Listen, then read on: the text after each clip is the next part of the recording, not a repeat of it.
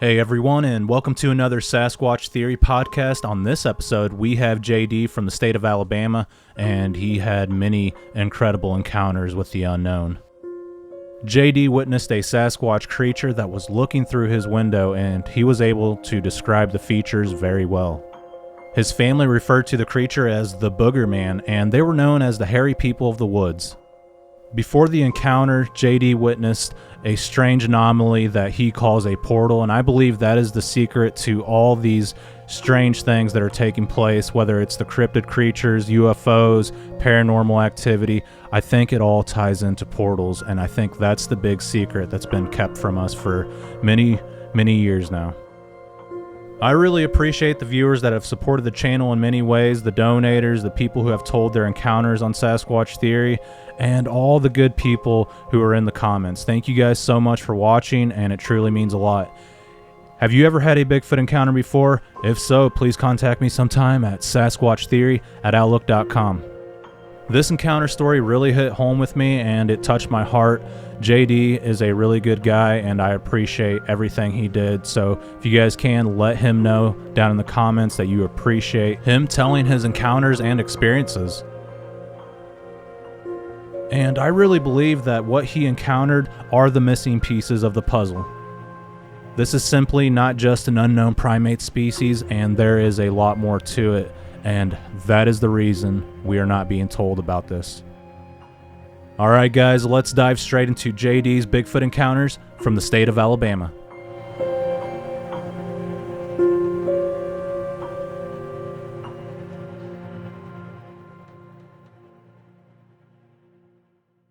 Alright JD, welcome to Sasquatch Theory. How are you doing today? I'm doing fine, thank you. Absolutely, JD, and it's certainly a pleasure to have you on the show today. If you would, tell us a little bit about yourself, where you're from, and your Bigfoot encounters and experiences from the very beginning, please. My name is Jeff. I go by JD, and I'm from Alabama, northwest Alabama in Walker County, and I'm 63 years old, and this all started for me back when I was like 8 years old. And okay, I appreciate you for sharing that with me. If you would, take me back to your first experience and put me in your shoes and try to describe everything in full detail. Okay, like I said, I was 8 years old, and we had just moved into this house in Curry, Alabama. It's in North Walker County, by Lake Harris, and we moved in on a Saturday, and it was 2 weeks before school started in September. I remember it very clearly. The very first night we moved in, like I said, it was Saturday night. I woke up outside of my house, probably 70 yards from the house itself, in the dark, and I had no memory of how I got there. What happened was, when I woke up, we had like 6 huge red oak trees that had really big acorns on them. And what happened was, I stepped on an acorn and I woke up. And when I woke up, it was like my brain, for a split second, it woke up, and I could see something in front of me, and then it just disappeared. It was like when my brain woke up, it went away, but it was there. And what it looked like was, it looked like a big window, and it was probably 6 feet wide, 6 feet tall, about 1.5 feet off the ground, and it was lit up. It looked like a double pane of glass with double pane glass, and what it had colors. It was blue, green, and yellow. And it looked like smoke moving in and out of each. They didn't mix together. The colors didn't mix together, and like I said, it was lit up real bright. And the looking back on it now, what I've thought over the years is that it was some kind of door or what they would call a portal or something. And when I woke up, I was standing. Now I was 8-year-old kid standing in my underwear outside, and that's just unheard of. Kids don't do that. And when I woke up and everything, I realized I was outside. I run to the house and started banging on the door, and my parents got up and let me back in, and both the doors were locked from the inside, and they didn't know how I had gotten outside. And come to find out the next day that I had gotten up out of our bedroom, walked into their bedroom, and kicked out the screen and went through the screen in the window.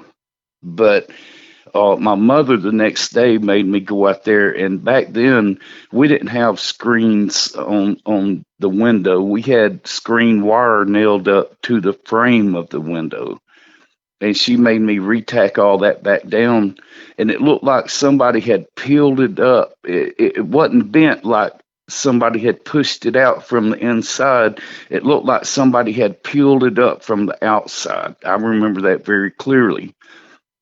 And this was a 2-bedroom log cabin. It was very old. It was handmade.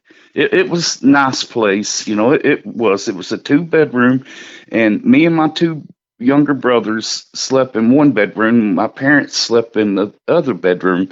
And like I said, this was August, so it was hot, and we didn't have central air in the cabin. And we had a fan up in my window in our bedroom, and all the other windows open in the house, sucking air in.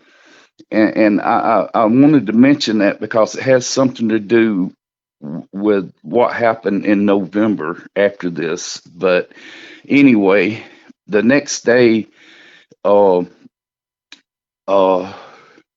Sunday, and my dad worked in Jefferson County in Birmingham, Alabama, and he would get up at 3:30, 4 o'clock every morning and drink coffee, and then he'd have a couple hour drive to work and everything. And so that we moved in on Saturday. The next night, Sunday night, we went to bed at around 3:30, 4 o'clock in the morning. I was awoke in the bedroom, and my mom and dad, I could see the light was on. They were already up in the morning time. And I heard this strange noise, and I went in the kitchen where they were sitting having coffee. And the best I can describe is there was something screaming in the backyard. And it wasn't just one. I believe there were 3 of them, because all at one time I heard a real deep, loud voice. And the best way I can describe it is I watched a thing online about this Michigan encounter, and they called it the Michigan Howl. And I've heard other noises that was similar, but that one best described one of the sounds I heard. And it sounded like a big male. Okay, knowing what I know now, I didn't know then, because I asked my parents, "What's that noise?" And they said, "Oh, it's just a bobcat or fighting or something in the woods." And there's no way, because it was so loud. It was vibrating the windows in the kitchen, and they sounded like they couldn't have been no further than 50 yards back behind the house in the woods. We lived out in the middle of nowhere, thousands and thousands of acres of land. And our closest neighbor was 1/4 mile down the road, and then on down past that, it was 2-3 miles before you even came to the next house. This place was really out there. Well, Getting back to the screams, I heard them screaming. There was one of them that sounded like a big male, real deep voice, and when he yelled, it went up like a siren. And then there was one that sounded like a woman screaming. And then there was one that sounded like a baby crying. And they were making these noises all at the same time at times. And it was very strange. Well, that was the second night we had moved in. They did it for 2 nights in a row. The next morning, woke up the same time, the same thing was happening. They were all back there screaming. And I really think that whoever lived in that log cabin before us had some kind of relationship or something with these things, because that's the only time that I ever heard them scream was just them 2 nights. And that was right when we first moved in there. And then after that, I get on and tell you about what happened after that. But that basically was the first weekend. Okay, now everything was fine until November, and it had gotten cold, and the fan had been taken out of our window because it had gotten cold. We didn't need the fan and the windows open no more. And my bed pushed right up against the window. When I laid there, I was looking out the window when I slept with our bed all the way up against the wall. And sometime in the early morning, it was after midnight, something woke me up, and I was laying on my side facing the window, and when I opened my eyes, there they were. They were two of them. And one of them was sitting right up against the window. It was sitting on its haunches because the window in this house wasn't but about 3 foot off the ground. You could open the window and step through it and be right on the ground.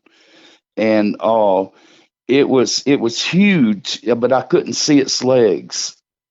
And it had its face about 6 inches from my face, almost pressed up against the window.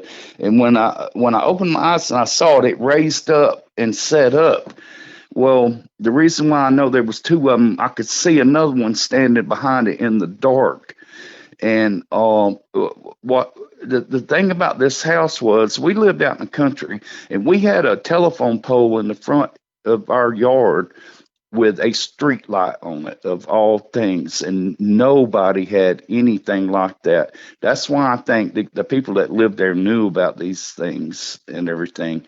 But that's why I could see this one so good, is that the street light was just to the side of the house enough to where it lit up that side of the house, and I had a very clear look at this thing. And I jumped up and ran into my parents' room. I left both my other brothers in the bedroom. They were sleeping, and I was telling them what happened and everything.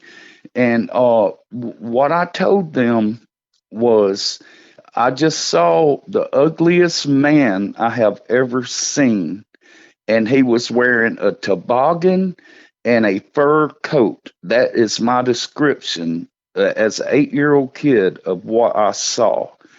And what it was, looking back on it now, I realize the toboggan this thing had on was its conical head. It was like somebody wearing a boggin too big for their head and didn't have it pulled all the way down. It was puffed up on top.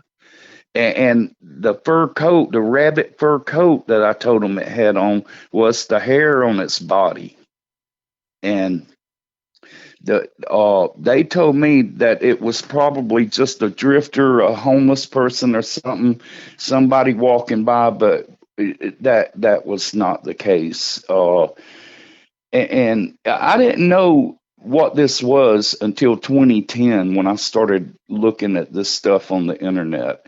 In my mind, it was still a homeless person, and that was definitely what I saw. And that's what I accepted it as. I didn't know anything about Sasquatch. None of that stuff. I hadn't seen the Patterson film yet. It was around 73, 74 when I went to the movies before I saw anything about Bigfoot. And so, I, this thing, I can describe it very well. Its face, it looked like weathered leather. It was all cracked up. Out of all the pictures that I've seen of these things, nothing quite looked like what I saw.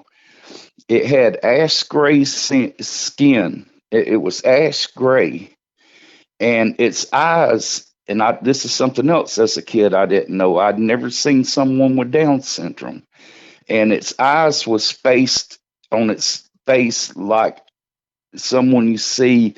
They're to me, their eyes aren't spaced like everybody else's. They look different, and that's what this thing looked like. And another thing, it had sky blue eyes. The eyes were almost gray. They were so light blue, and the hair on it, it had dark black fur or hair, and on the ends, this is what made me think it was a rabbit, a rabbit fur coat. On the ends of the hair was gray. I mean, not silver, but gray, and I could see its skin through the hair. It wasn't real thick or nothing. Uh, and the body of it was the same color as its face, that ash gray looking look. And so when that happened, like I said, I was 8 years old, about to turn 9, and I hunted. I had a 410, and so after that happened, I went on with life like nothing. I knew nothing about these things. I would get up at 4 o'clock in the morning and get ready and go walking off in them woods as an 8-year-old kid with a 410 squirrel hunting as if nothing happened. I was scared of nothing. I feared nothing or anything. My little brothers were scared of the woods in the dark. And I always told them, I said, look, there's nothing out there that's in the nighttime that's not out there in the daytime. But little did I know these things were out there. I did not know that. And I would go in and walk into them woods across the road from this place. Okay, behind the house, you could tell it had been logged. It wasn't real thick forest, but there was some big trees and stuff, but it had been logged on some of it. But like I said, you could go walk for days one way and never come across a road or a house or anything. It was so many woods.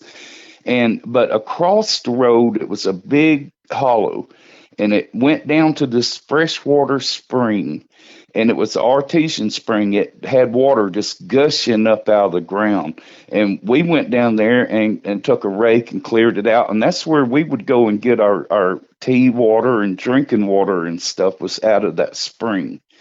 But anyway, that's where I hunted. It was old growth forest across the road. Looked like an entirely different world from all the other land behind us. Like these trees hadn't been cut in over 100 years. They were hickory nut and beech nut trees that you couldn't reach around. They were so big, and it was all hardwoods, and it was just full of squirrels. I'd go out there and kill 5 or 6 squirrels just about every time I went out there, and that's the only place I ever hunted. And that's another strange thing I didn't realize, but it was beautiful woods. And looking back now, I only hunted in this one area, and the reason being, the past this area. One day I was down there, and something just told me, don't go down through there. Don't go down there. And now behind the house, we went all the way back to this creek and everything, no problems. But there was always something as a kid that it was like I didn't have a desire, but it was like something was telling me, don't go. So I never went. And there was times where I was paced into the woods and paced out of the woods with something walking beside me that stopped when I stopped, just like what you hear many stories of other people being done. I still had no idea of anything about those things. And okay, that was the first year in November. Okay, well, time went on. I didn't hear no more screams. I never saw anything else. I never seen anything back at the window, but made my mama put a curtain up, and I quit and moved the bed. I quit sleeping next to that window. And but anyway, there was a house about a quarter mile. That was our nearest, the house nearest to where we live was about a quarter mile away, and the family had 5 kids and 4 boys and 1 girl, and they had a boy that was the same age as me, and we hung out together, and we were out in the woods constantly all the time, and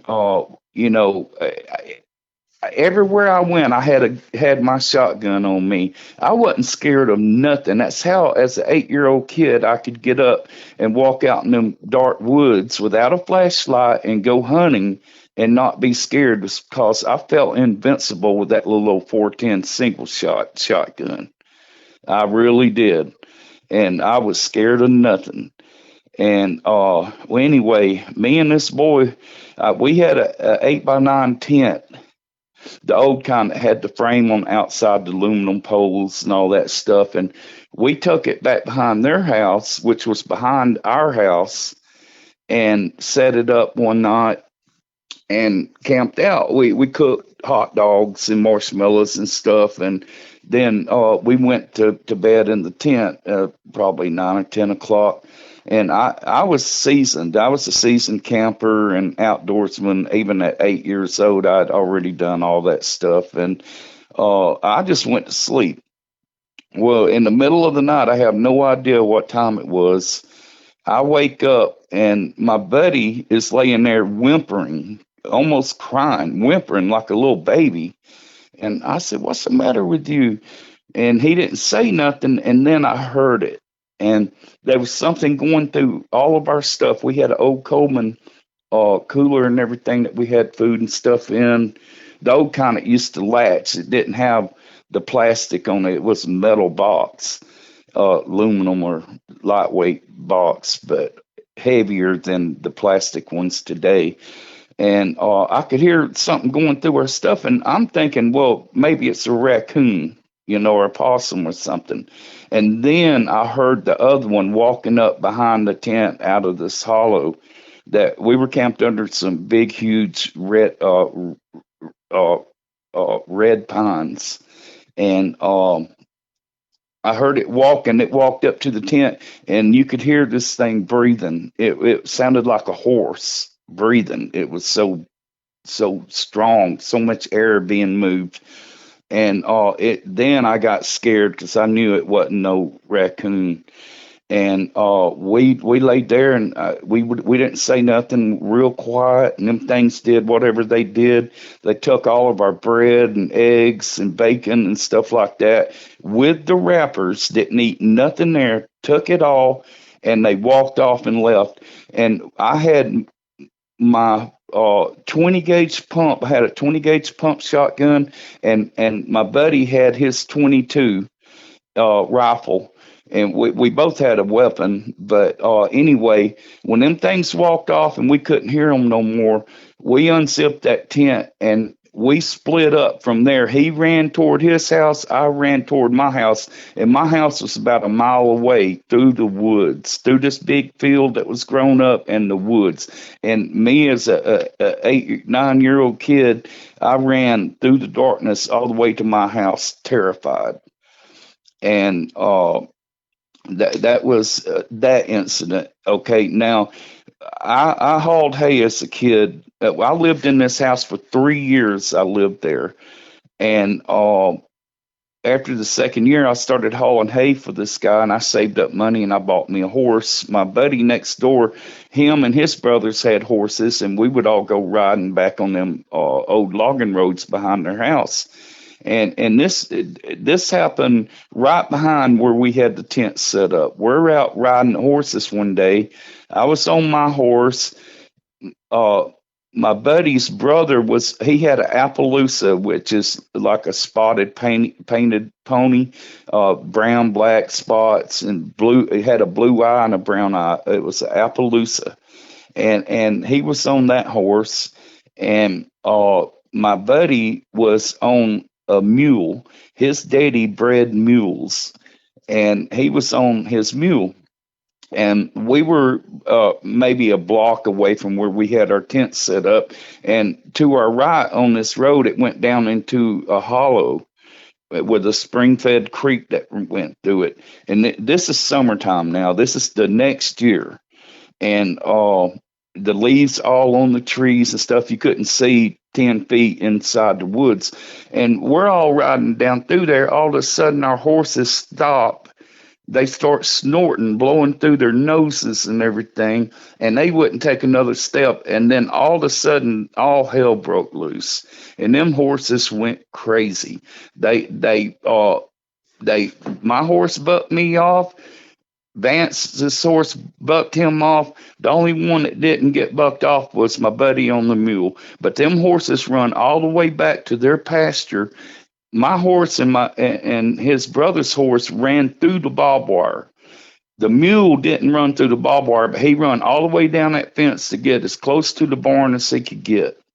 Okay, I had no idea what was going on. I didn't smell nothing, didn't hear nothing. It's just the horses went berserk. Well, later on in the year, we're back there and we get talking about what the horses did that day. So me and my buddy, we walked down through that hollow, and when we got down in there, there was a teepee structure around this tree, and it had two 30-something foot pine trees with no limbs on them that were balanced up in the air over this thing. I mean, they were just wedged in between the trees, and how they got 30 feet up in this tree, I have no idea. At the time, I had no idea. I didn't know nothing about any of this stuff. Okay, it wasn't until 2010 before I put these pieces together. And anyway, that's why I think that there was something there that day when our horses went crazy like that. It had to have been. But another strange thing about this place where I lived was I lived there for 3 years. My mother was in an accident and got killed, and we had to move. And I haven't been back there, and that's been 52 years ago. And so I've never been back. But anyway, as a kid, all the time I spent in them woods, all the hunting, they were no deer. This is back in the late 60s, early 70s, and there was no deer. I didn't even know anybody that had ever seen a deer in the wild. But there, I never saw a buck scrape. I never saw a rub. I never saw any dung or anything. Another strange thing, I never saw a raccoon. I never seen a possum. There were no rabbits. We used to go spotlighting rabbits at night in the fields and stuff. We never killed a rabbit. There was just no animals. There was none. And what these things ate, I don't know. They had to have been eating vegetation, because there were no deer. There were no hogs. And I find that rather strange. After my mother got killed, we moved to Talladega, Alabama. I hunted Cheehaw Mountain, Talladega National Forest, and this is in '73.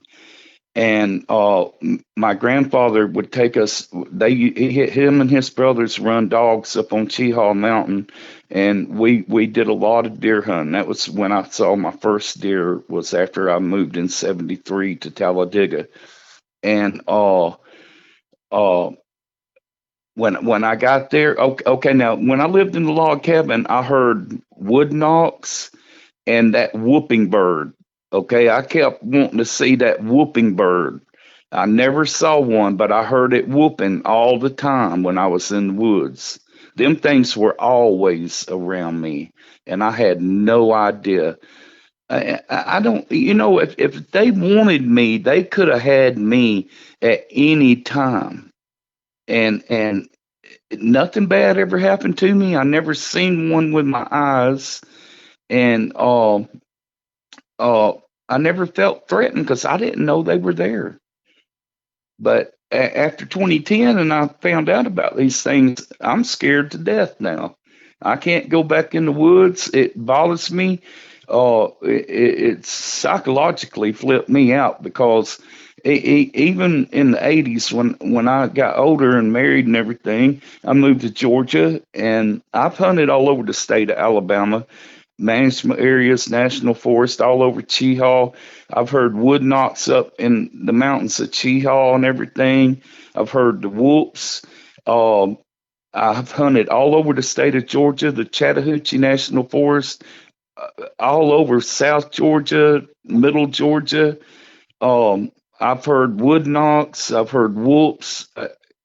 Uh, Crazy. It's crazy. One time, me and eight of my friends leased 2,000 acres off of in St. Clair County. It's right on St. Clair Lake. And one day we was hunting. I shot a little old spike, and I always hunted with a 308, and this deer, when I shot it, I was 30 feet away from it, and I hit it hard, and I heard it run across the old logging road and off in the briar thicket, and I heard it fall down. So I sat down and fired me up a cigarette and smoked a couple of cigarettes. It was about 70 degrees that November day, and it was really warm for the season. So I had to go get the deer. Well, I sat there plenty time enough. I never heard it get up and move or nothing. It wasn't too far away from me. And when I got down there, that deer was gone. It was not there. And it had laid there. And you could tell I had made a lung shot on it. It was real foamy red blood. And just, I mean, that deer bled out. It couldn't have had another drop of blood in it, but it was gone. So I started, I didn't think nothing about it. I started making my circle trying to find a blood trail, couldn't find no blood trail, got to getting further and further out. Well, when I was doing that, I heard something up on this little ridge about 50 feet away from me moving. I don't know. I thought it was the deer, but there, in my head, I'm thinking, there ain't no way this deer's up moving like that. This deer was dead, but I still didn't put it together that, what had happened. Well, I started moving where I heard the sound, and I was probably 10, 15 feet away from where this deer had fallen down. And I'm 6'1", and I go to duck to go under this little limb, and there's a leaf on this sweet gum tree, this little skinny sweet gum tree that's about 8 foot high, about 2 foot over my head. I had to look up, and when I bent over and I looked up, I could see blood underneath the leaf at 8 foot high, and there wasn't another speck of blood nowhere around there. I even kept looking for a while and never found another speck of blood. And I really honestly believe something picked that deer up, put it over its shoulder, and it rubbed that blood on that leaf 8 foot up. It had to have. There ain't no way that deer did that. That deer was dead. And yeah, there's no way. But out of all the hunting and everything I've done, that's about it. I'm other than the one that was looking at me through the window. I never seen another one out. I'm back in Georgia now. Back in Alabama now. I lived in Georgia for 35 years, and I moved back 4 years ago. And I live out in the country in this little town in around Gadsden, Alabama, sort of northeast. And behind my house, I've walked around in the woods, and I've got a tree twist right behind my house on the other side of these hedge bushes that look like a juvenile done it. And I've heard them imitating dogs around here, and we have a pretty healthy pack of coyotes that live around here too. but for some reason they imitating dogs, and they don't bark like a dog. They just go woof one time, and then it'd be a while, and this is out where there ain't no houses either. There ain't no dogs, and you hear another woof, and that's it. But I live about 20 miles from Fort McClellan, and I seen a report online of this military dude that was out running that seen a white one uh, on the military base up here in Anniston, Alabama. And there are reports of them all around here. Another thing, and I've hunted all these management areas, and I've hunted that Hollins management area where they found that bow hunter torn apart under his stand. I've hunted that. My daddy used to take me there back in the '60s before I was 8 years old. We squirrel hunted there. Some of the first times I ever went hunting was on that management area. I don't know if it was a management area then, but later on it did become a management area. And out of all the stuff everywhere I've been and the things I've done, because when I moved to Georgia, I didn't have nobody to go hunting with me. I'd get a mount and find public land, and hell, I'd drive all the way down South Georgia and just find a place on the side of the road that I knew was state property and walk out in the dark in the middle of the woods and go hunting, you know. And I just never been afraid of anything because I didn't know them things were real. But that's about it. All right, JD, I appreciate you for sharing that with me. And can you describe this big window that you saw when you were a kid? What exactly did it look like? I know you mentioned that it was like blue, yellow. Did it look like you could walk through it? The when I was asleep, sleepwalking. Well, I don't think I was asleep. I really think something was controlling me. Uh, I was too far away from the house, and yeah, it looked like a portal. What I know now to perceive as a portal. It looked like a glass, but it was lit up like with a light. I mean, even around it, I could see the limbs of the bushes and stuff that it was, by. And but as soon as I stepped on the acorn and it hurt my foot, it disappeared. It looked like a window with smoke in it, smoke in between the two panes, and the smoke was moving like fluently, back and forth, up and down, but the colors never mixed. They stayed separate. And it was pastel. The colors were pastel. That's another thing. I was a printing press operator for 28 years, and I mixed ink in all kinds of ink, true colors and pastels. And it didn't look red. It looked like a pastel pink, and the green looked pastel, and the blue looked pastel. But people disappear all the time, and I've often wondered if maybe they almost got me, because it just has never made no sense about that part about me waking up outside. Another strange thing I didn't mention was the next day, me and my other two brothers ended up all in one bed in my parents' room at night and slept the rest of the night after I saw that thing. I wouldn't let them go back in that room. Well, the next day, my daddy got up and went outside. They wouldn't let me go out there because I said, I'm gonna go out there and look for tracks, see if there was, see somebody standing there to prove to y'all. And they said, no, you can't go out there. You can't. And my daddy went out there. Well, he stayed out there for a little while. When he come back in the house, we finally got to go out. When I went around there, you could tell he had taken something and swept the ground. And our whole yard was a white sand, a real compact sand, which makes perfect prints. And we didn't have a blade of grass in the whole yard. Like I said, it was an old house had been there for many years with them big red oaks that had been there and everything. And you could tell it was an old homestead, and somebody come in there and cut the trees down and built that log cabin. Yeah. But yeah, That really makes you he's wonder about missing people. And it's scary to think that you could be at home safe and end up outside like that. Do you believe this phenomenon is connected with the Sasquatch encounter that you had? yes, I do. I really do. Uh, yep. I believe these things. I believe in God and Jesus and everything, and there's a connection. There's some kind of connection there. Uh, it says in the Bible that during Revelations that God's voice is going to call the beast of the earth, and they're going to devour a quarter of the population. And and it says beast of the earth, and where are the beasts? And um, yeah, I believe they're connected, and I also believe that God created everything.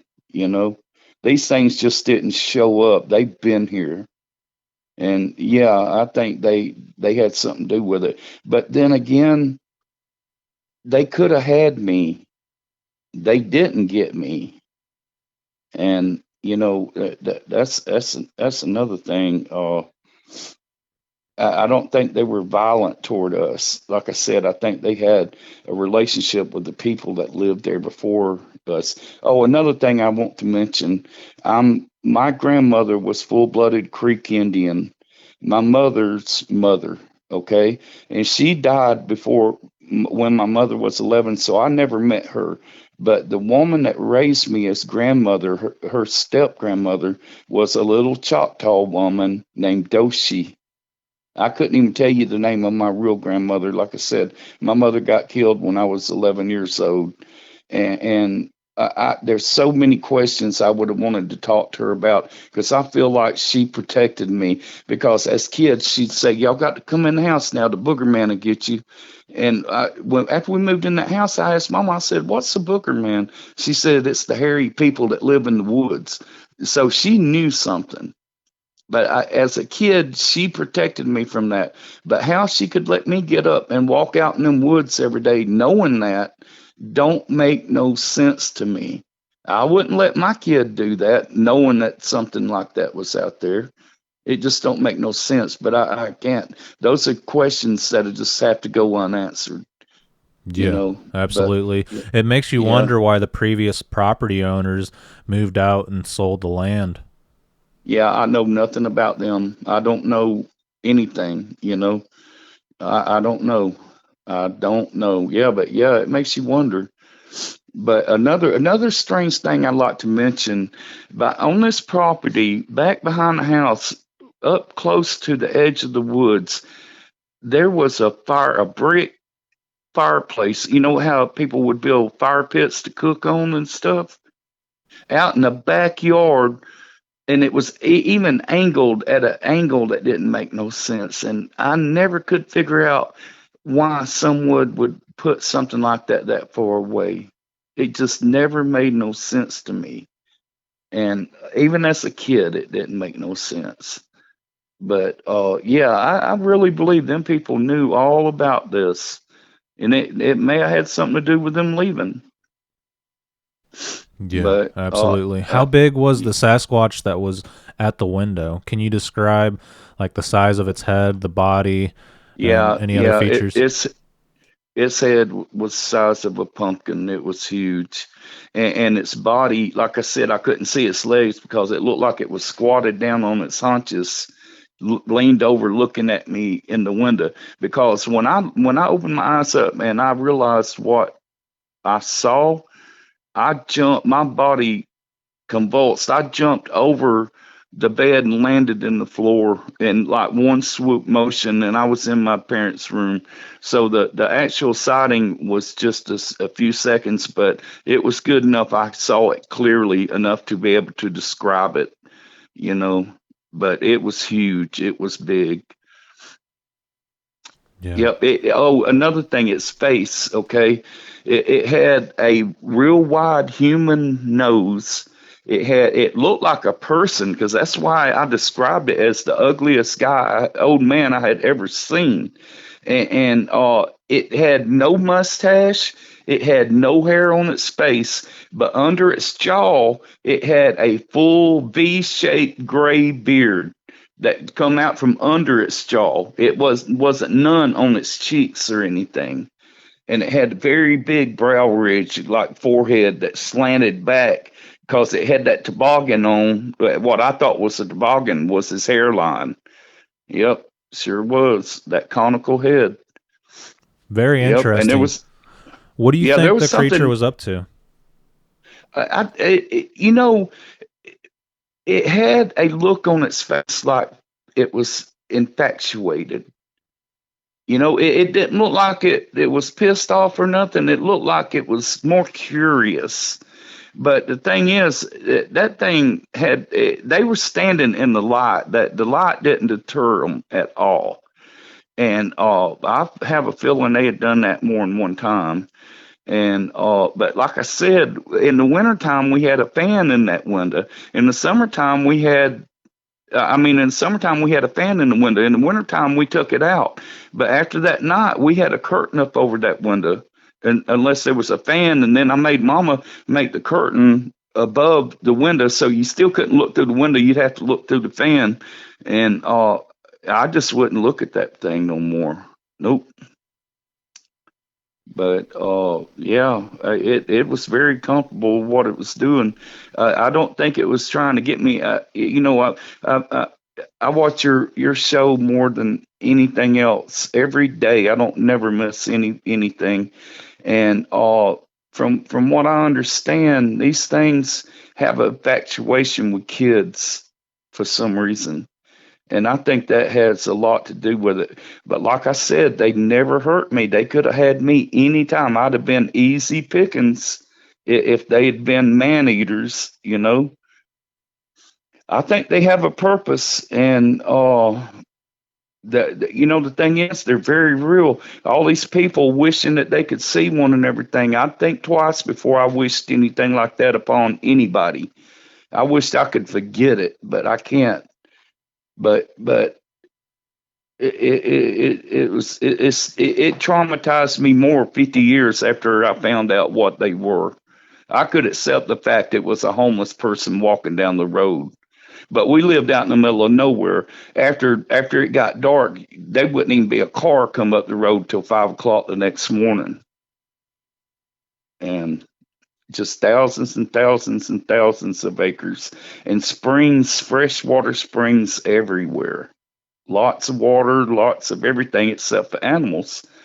There were no animals, not even rabbits. They were, I'll tell you one thing we had a lot of whippoorwills, but we had a lot of those. Yeah, and you mentioned it had sky blue eyes. Can you describe how big the eyes were? Were they round or were they like almond shaped? Oh, they were round. Yeah, they were round. And they were size of golf balls. Yep, they were huge. It looked so weird that's where me being an 8-year-old kid, I described it as ugly. But knowing what I saw and knowing what they are now, it all makes sense. And but at the time, I just chalked it up as being an ugly man. Yeah. Even with the size of its head and everything, like I said, I thought it had on a fur coat. I didn't know that was its body. How I long was didn't it at know the that. window? I don't know how long it was there. I don't know how it woke me up because back then I slept real good. I wasn't easy to wake up, but some way or another it woke me up. And like I said, when I woke up and I sat there and I opened my eyes, it took my brain a few seconds to realize that I was looking at something outside the window. And as soon as that happened, I was out of there. I mean, it had to have been just seconds, but it was long enough and bright enough that I could, I could describe it easily. Yeah. But And yeah, did you have any, like, some type of illness at that time? Anything strange going on with your health? no, Okay. no, All right. no. Yeah, I I, wonder. I, I didn't, I didn't get sick or nothing. No. Okay. Mm-mm. And Why do you think this creature showed up after you saw that strange door open? Do you think it came through that portal possibly? I don't know, but let me tell you something else, okay? I'm trying to remember all this stuff, but we were outside. This is in November again, and me and my brothers was outside, and we saw some lights down behind where this portal thing was that night, and they were going through the woods and back and forth, two lights, and they looked sort of like light orange color. And I told my mom, I said, Mom, there's somebody back here in the woods. She asked me why I said that. I said because they got flashlights or something. They're walking around back there. She said, "Oh, that ain't nothing. That's just lightning bugs." Well, they ain't no lightning bugs out in the wintertime. And I knew that as a kid. But there you go again. I think she knew something that she wasn't letting us know about again about the lights. But I've seen lights since then, in various places. Matter of fact, I saw them here one night, where I'm at right now. But yeah, I think they have something to do with that. Why? I don't know. I don't know if it's their control or something else controlling them. I don't know. I watch a lot of these stories now and everything after realizing, and there's a lot of questions, a lot of questions. I just, I guess when we die one day, we'll find out. But I don't have answers to all that. It's very confusing. That's what, stresses me out a lot of times is, you know, not knowing. It would be a lot easier if I knew what they were, if I knew if they had anything to do with it, if I knew why, I was outside in my underwear, if I knew why it was looking at me through the window. But I don't know any of that stuff.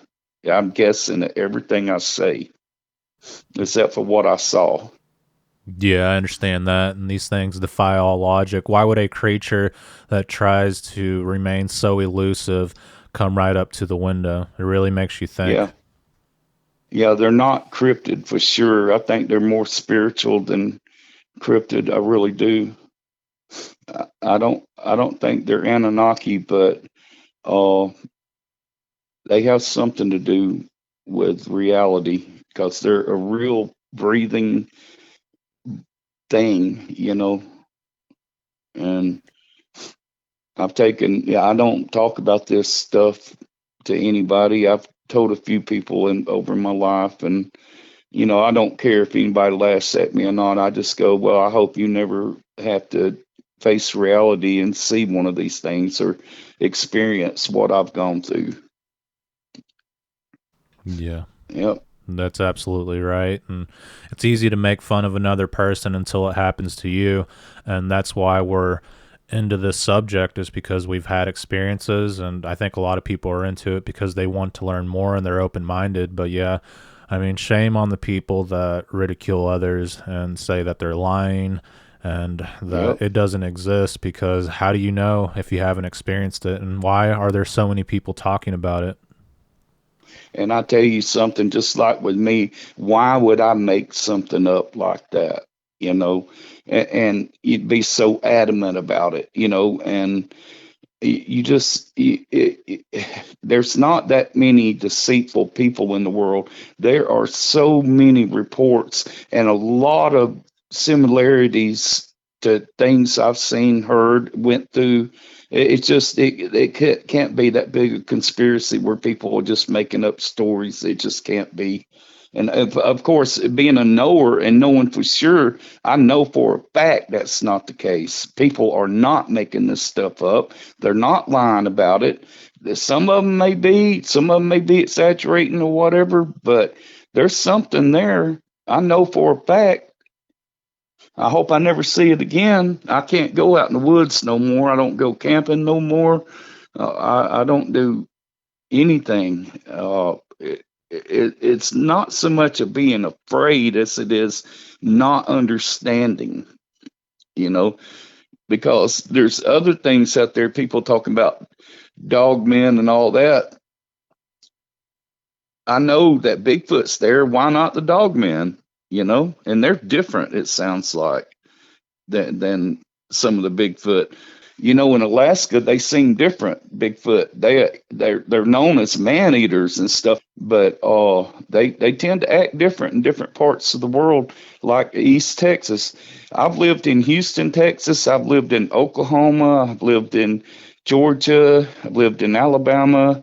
I've been everywhere. But when I lived out in Oklahoma, I was 13 years old, and I heard them screaming out there before. I didn't know what they were.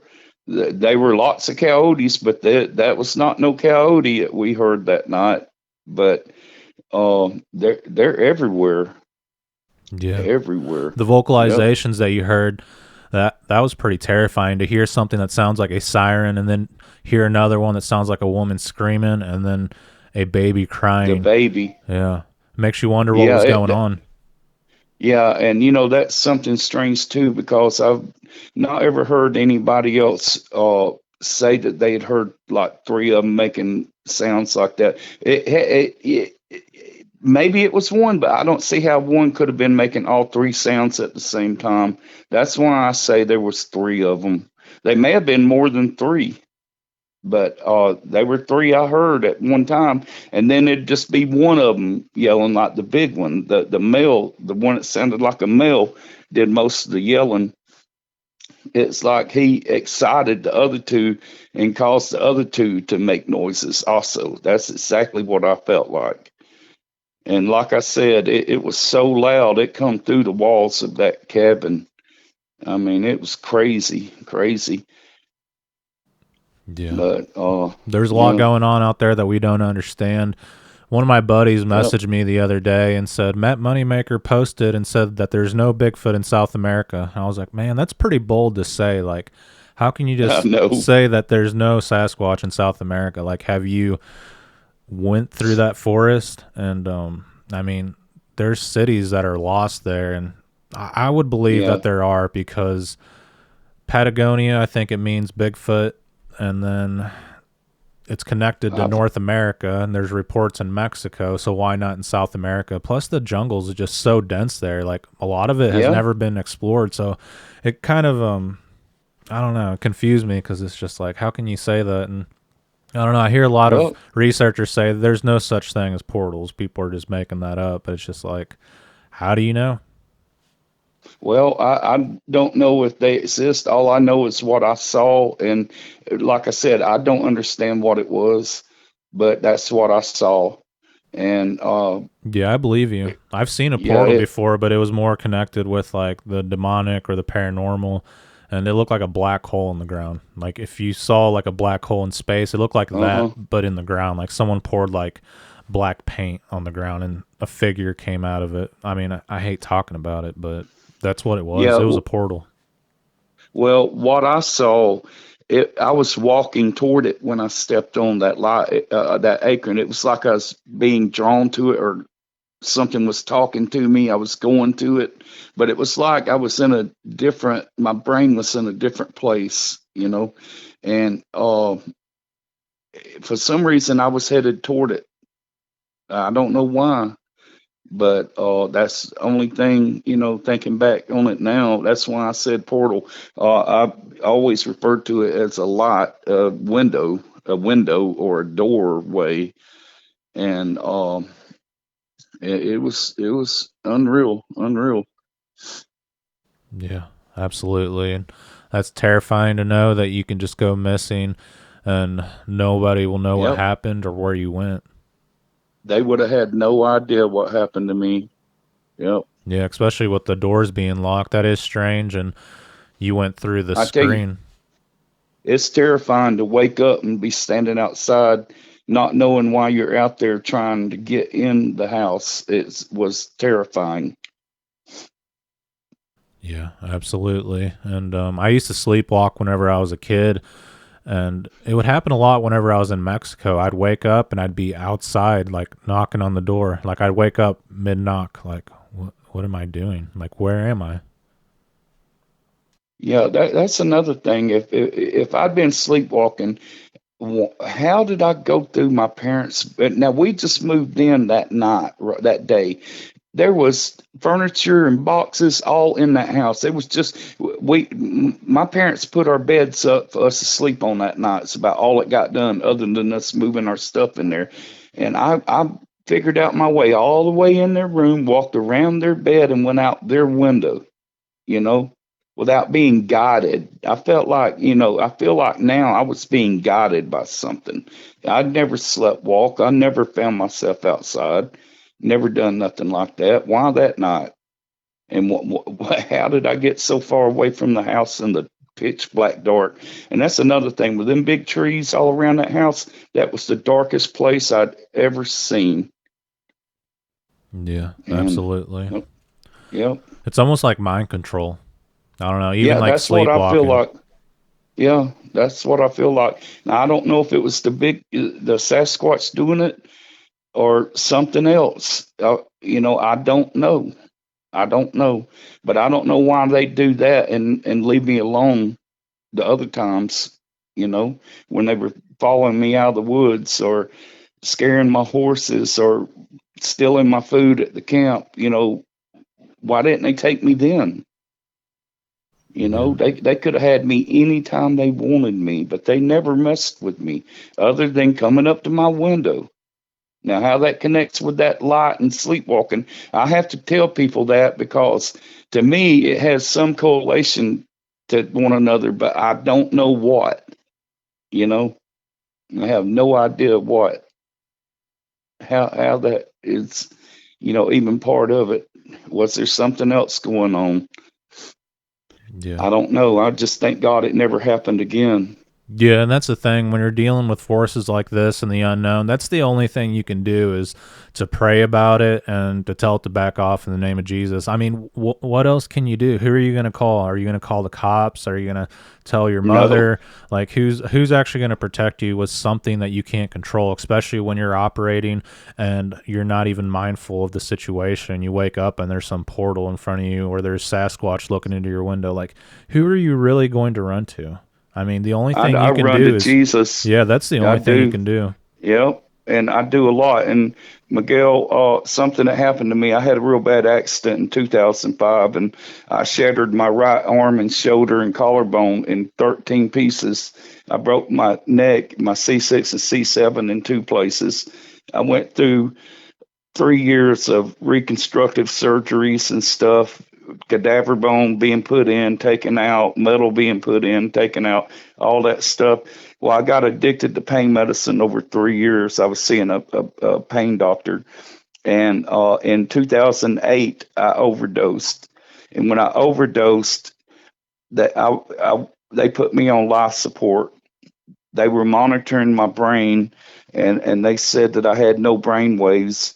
Well, when Jesus sent me back, my whole family was in the intensive care unit. They were turning me off of life support, and I woke up. And what happened to me, I remember when I died, and I saw my body laying on that stretcher in that hospital, and then suddenly I was yanked backwards. Something put its arm around my stomach and yanked me back to this dungeon, this pit.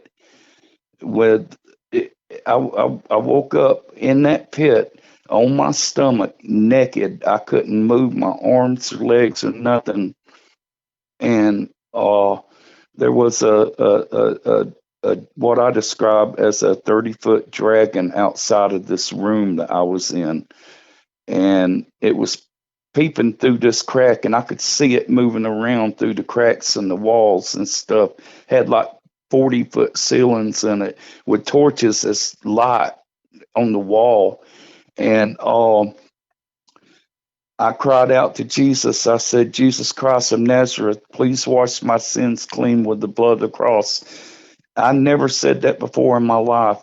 Instantly, I was out of that room and standing in the light with 2 beings standing beside me that was light, and I couldn't look at them directly. It was things I couldn't do, but they opened up a window and showed me a piece of heaven, and he talked to me, and I say he is Jesus. And he told me, he said, I wouldn't remember everything, that I had to go back, though, that I'd be able to remember what he wanted me to. And I didn't want to come back.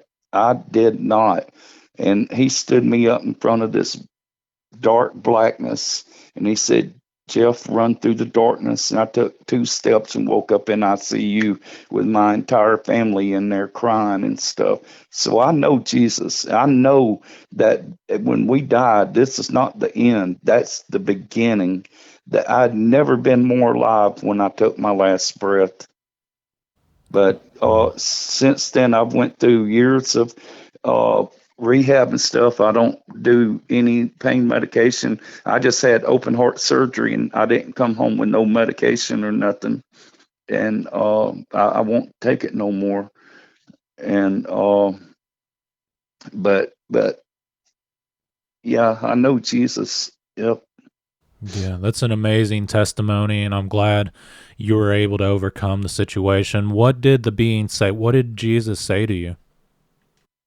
I don't remember a lot other than him telling me I had to come back, but he allowed me to see a part of heaven, and it was beautiful, very much like the most beautiful thing you could imagine on earth. And Was it like a dream, or was it like our physical no, reality? Like, were you no, awake like that? I had never been more alive the moment I took my last breath. I heard the doctor say he flatlined. I come out of my body, and like what you hear people say, I was up in the ceiling looking down on my body, laying on that gurney when I was snatched backwards. When I died, I wasn't living the best of lives, but God didn't give up on me. He put me in that dungeon and kept the dragon away from me, because what I was felt inside was that thing was, if that there was a door in that room I was in, and it didn't have a door handle on it, but it was shut, and that dragon couldn't get to me. And I knew that if that door opened, he was going to swallow me to the bowels of hell. And I was so scared. And like I said, it wasn't hot hell. It was freezing. I was freezing. I was on a marble floor naked. I never felt cold like this, but without the light of God, there's no warmth, there's no love, there's no nothing. And he saved me out of that and gave me salvation after I died, and sent me back to tell people this. And I've witnessed for Jesus, told this story many, many times. I questioned myself whether I should say anything about it to you, but I felt, compelled to tell you this part, because yeah, people gonna listen to my story and say, that dude, this can't be real. That dude's got to be lying. There's just no way. But I would never blaspheme God, and it would be blasphemy if I lied about something like that. But it's all documented. They were monitoring my brain, and they said my cerebral cortex had no functioning. That's why they were turning me off of life support. They were going to harvest my organs. I was an organ donor. And once I got out of rehab and everything, first thing I did was went to the DMV and took my name off the donor list, changed my driver's license. I'm no longer a donor.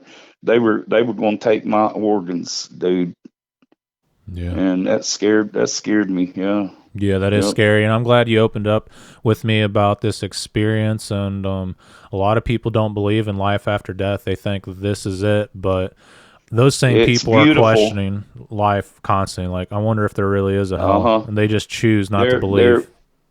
It's very real, and it's beautiful, man. I mean, he showed me how hard I was working to go to hell, and how easy it is to go to heaven. Just like he says, just believe in Jesus and ask him. Yeah. Why do you think you were sent to the dungeon? Because I wasn't living right, But he didn't give up on me, and no preacher would tell you about that you can get salvation on your deathbed.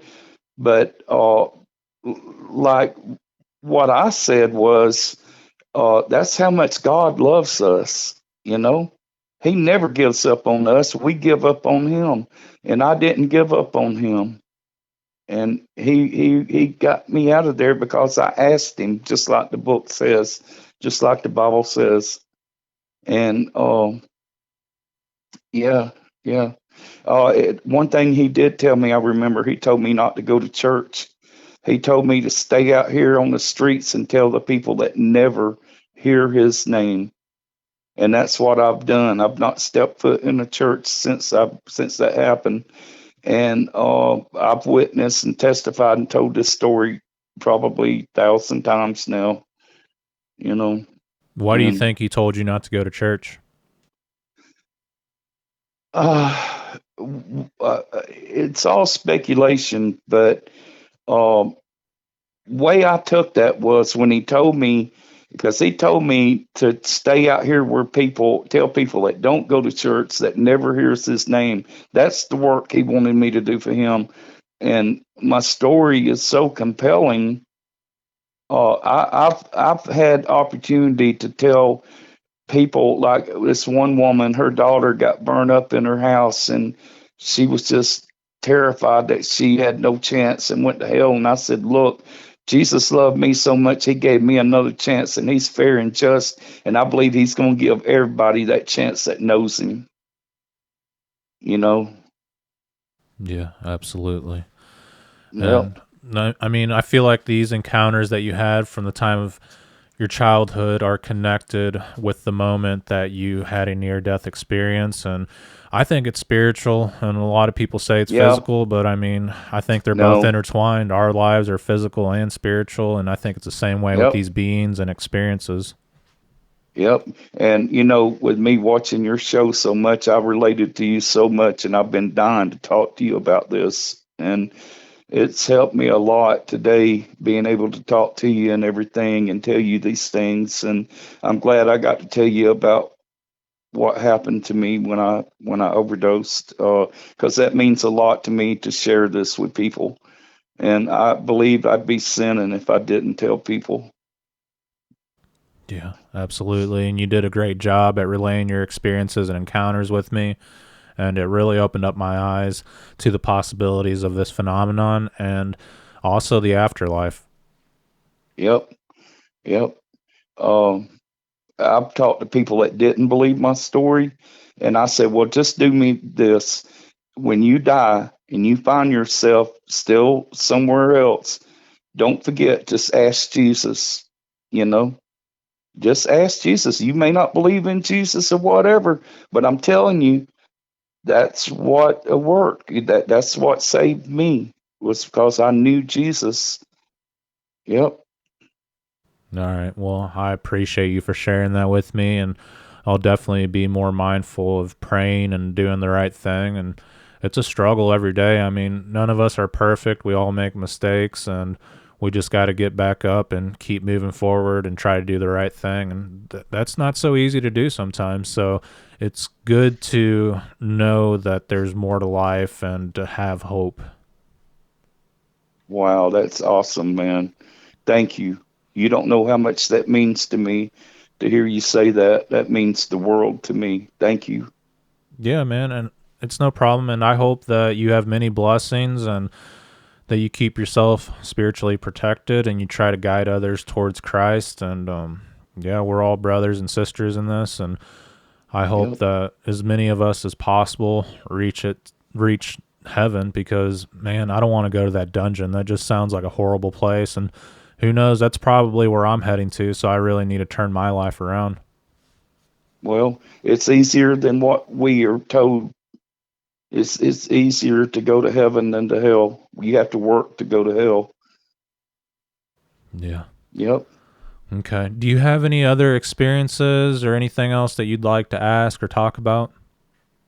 No, I don't know. I've said about what I needed to. Okay. Well, I really Yeah. appreciate you, JD. And if you experience or encounter anything else in the future, certainly feel free to reach out to me, and I'd love to hear about it. I sure will. I sure will.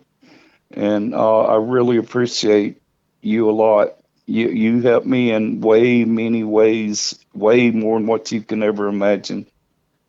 Well, I appreciate that. I don't know what I did, but I'm glad that that we talked, and I'm glad it helped you out because I just listened. I feel like you helped me more than anything, so I appreciate you.